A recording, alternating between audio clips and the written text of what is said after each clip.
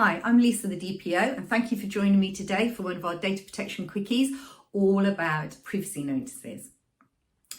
Now, no matter how small you are, how big you are, whether you're a one-man band, whether you're a great big global company, whether you're a plumber, a dentist, a lawyer, an accountant, even somebody who's just working for yourself, offering consultancy services, you will need a privacy notice. There is a moment that you start taking any personal data and processing it, you will need a privacy notice. So if you don't have one, let's get you one and let's get you on that path today. So the first thing you're going to need to put in your privacy notice is who you are. People need to know who they're giving their data to. So you need to put your company details in there. Your name, your address, your contact details.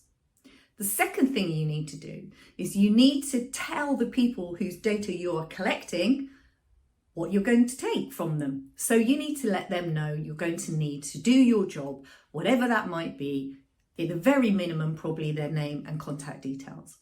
So if you're a service that offers plumbing, plastering, building, anything that you need to give a quote, in the beginning, you'll probably only need that person's email address and contact details so that you can then send them that quote.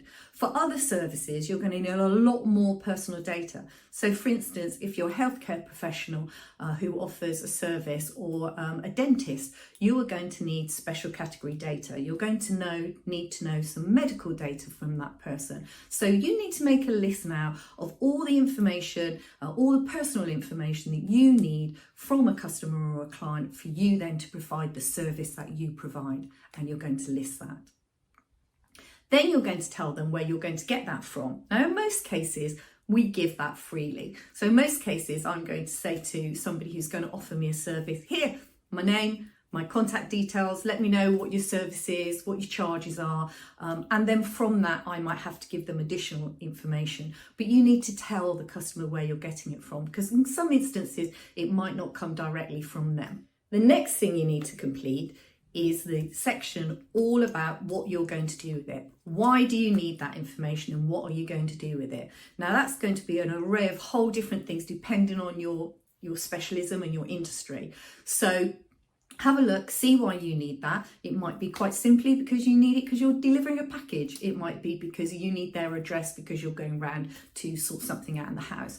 It could be you need those details because you're going to perform some sort of clinical operation or give them some healthcare service. So it will change depending on what you are using it for, but you need to tell them why you need it and what you're doing with it. The next one is you need to tell them the lawful basis. Now, lawful basis can be a bit of a minefield for some people who don't understand that unfortunately, under the UK GDPR, you need a lawful basis before you can process any personal data. So there are 6 of those. Most usable one for most of us out there would probably be consent. If not, it's going to be legitimate interest because we're marketing madly to them and we're trying to get customers to come into our shop or store or online website. So the lawful basis, in the download, there is a list of them and some help for you to choose which one you think is the best fit for your company. The next thing, moving on, is you need to tell people if you're going to share it with anyone. Who are you sharing it with? Now, that could be a whole array of people. If it's an accountant, you'll be sharing it with HMRC.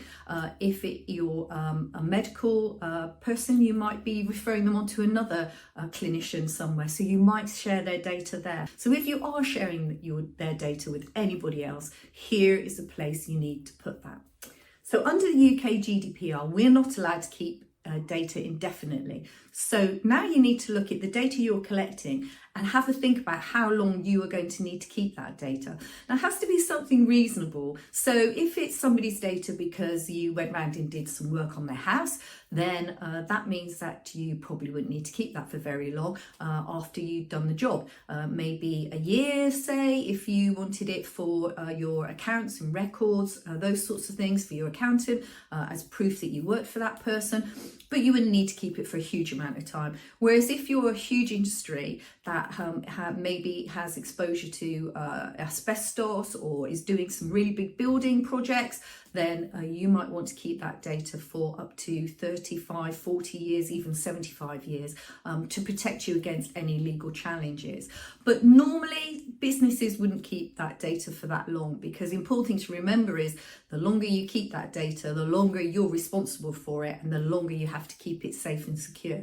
So have a look at how long you're going to keep that data for and let that person know how long you're going to have it. Now, when the UK GDPR came in, or EU as it was then, it gave us some individual rights. And when I say us, that's you, me, and everybody else out there has a right. So if I want to write to a company and ask them what information they hold on me, or I want to ask them to delete something, then that's the individual rights. Now, you have to list those individual rights on there, and on our template, they're all on there for you. So you really don't have any work to do there, but it's good to know why they're there and why you need them to be there. And you do have to inform your customers or clients what their individual rights are. So make sure you keep that section in and don't delete it. Now, privacy notices should be easy to understand, and they should be targeted at your target audience, your customers.